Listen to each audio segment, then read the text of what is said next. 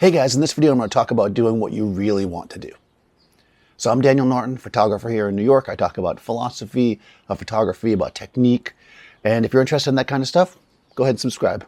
So this came about because I had a conversation a couple days ago with a friend online, and they said something to the effect of, oh, I really always wanted to learn how to draw.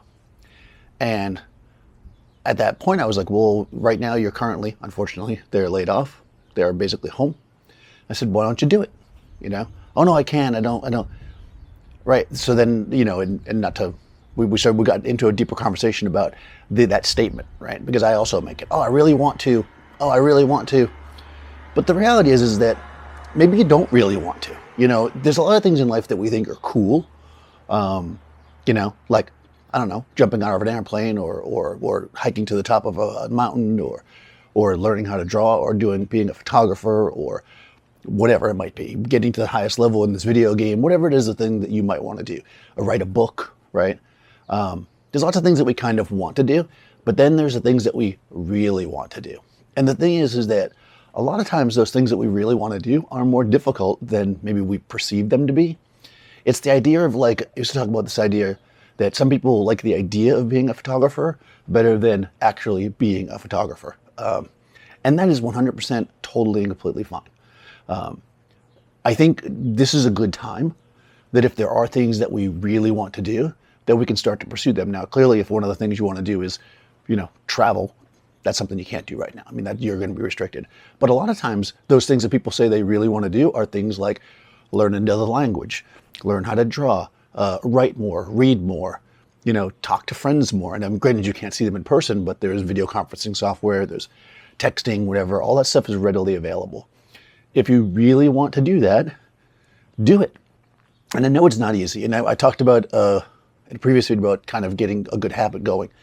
Just a little bit, you know, a little bit each day. Like, let's say that you're trying to think of what let's say that you say, you know, I really wanted to write a novel. Now, writing a novel is a huge thing, so I don't know if I'd go there. But let's break it down and say, maybe why don't you start off by writing a short story? And not all at once. Say, I'm going to write a few pages a day, you know, even if it's 3 sentences, I'm going to sit down and write it a day. I'm going to spend 10 minutes a day, just, even if it's bullet points, right? Just focusing on that. And once you spend that little bit of time each day, you'll get into a habit of doing it. And if you really want to do it, you will stick with it. And you might not be good at it. That's the other thing, right? Doing something and being good at it is a whole other thing. But like in the situation of the drawing, I said, you know, you can definitely draw. I mean, I'm somebody who basically helps people learn how to do an art form, I guess, of photography. And I mean, I went to art school, and I am not great at drawing, but I understand that somebody who has no skill at all at drawing can become good at it if they, you know, good's relative.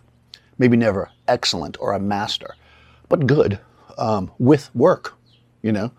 And the question is, do you want to do the work that it takes to make you an artist, or do you just like the idea of being an artist? Do you just like art and you're like, oh, I wish I could do that? And again, that's totally fine if that's the situation, but I think what we need to do oftentimes if we want to move forward in life is look at the things that we actually really want to do. I was watching this video once, I wish it was a while ago, so I'll never find it again, but it was somebody talking about a philosophy from somebody else. But the idea was that you list out like 25 things that you really want to do, and then you basically scratch off like most of them, like at least 20 of them. Because the reality is you can't really do 25 things. At least not all at once. I mean, somebody's going to be like, here's your good.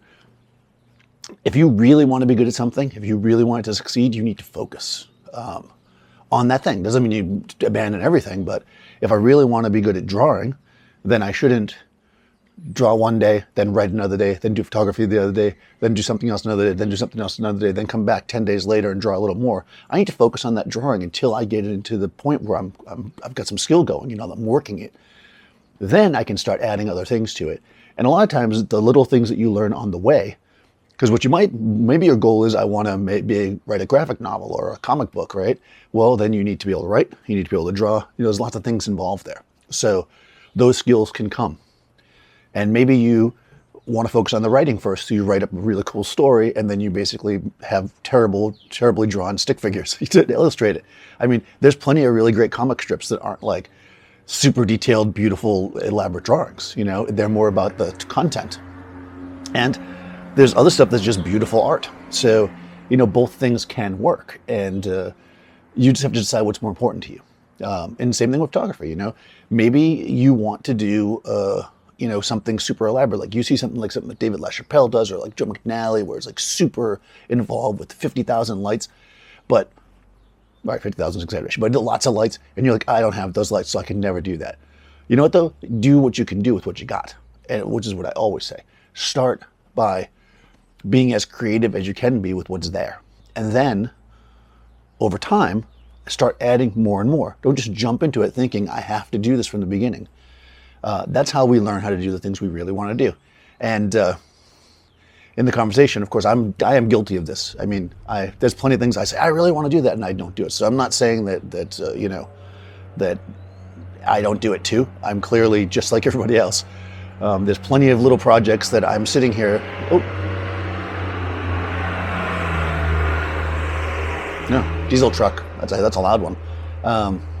It's funny how when you're out kind of where I live, and it's very open, every little sound, like in New York City, one car going by, it sounds like nothing. Here, it's like the world is ending when the car goes by.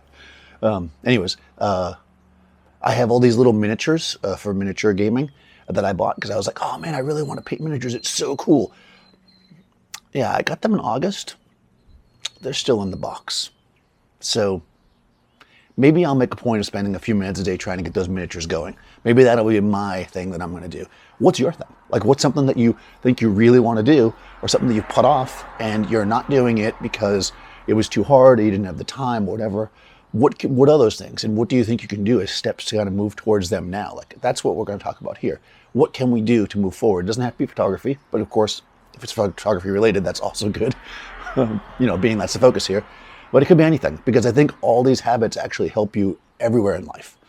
Following good habits will help you be a better photographer in the long run. Anyway, guys, that's the video for today.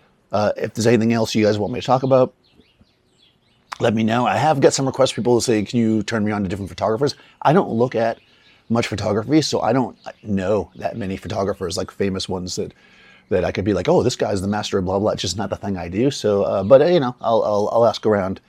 And you know, I think that it's great to look at photography. So that's a really good subject. You know, the photographers that I know are mostly like old-fashioned photographers, because that's what I looked at when I was kind of coming up. Even the modern ones that were contemporary with me, you know, but much more successful. Those ones I wasn't really following because they were like, well, it's weird to say that because it makes you sound like, oh, they're the competition. But you know, even when if you're, let's say for instance, you're a wedding photographer and you're shooting weddings for, I don't know, $2,000, whatever, you know, relatively inexpensive but decent wedding is. You know, the people that shoot weddings for 50 grand are still your competition. Like, don't feel like they're not. They're not your competition for that wedding, but in the long run they are, because you could be there, you know? So don't ever feel like just because you're here that you can't be here. It just takes time. So that's what I mean by competition. So even when I was first starting and I was shooting little tiny fashion editorials for crappy little magazines, you know, when I looked, people like Richard Avedon were competition in a sense. I mean, he's, you know, I'm not going to shoot the cover of Vogue when I'm 25, but but I still kind of, you know, had that aspiration. And I think that's something we have to remember. You know, don't be intimidated by your place that you are right now. Know that there is always a future that you can move to if you just work hard enough, you know. It may not happen for everyone, but it won't happen at all if you don't try. So that being said, got one around in a weird circle, but yeah, let me know, guys, you know, what you're going to try to do during this time that we're kind of, quarantined or separated from people, and we'll go from there. And I'll see you tomorrow.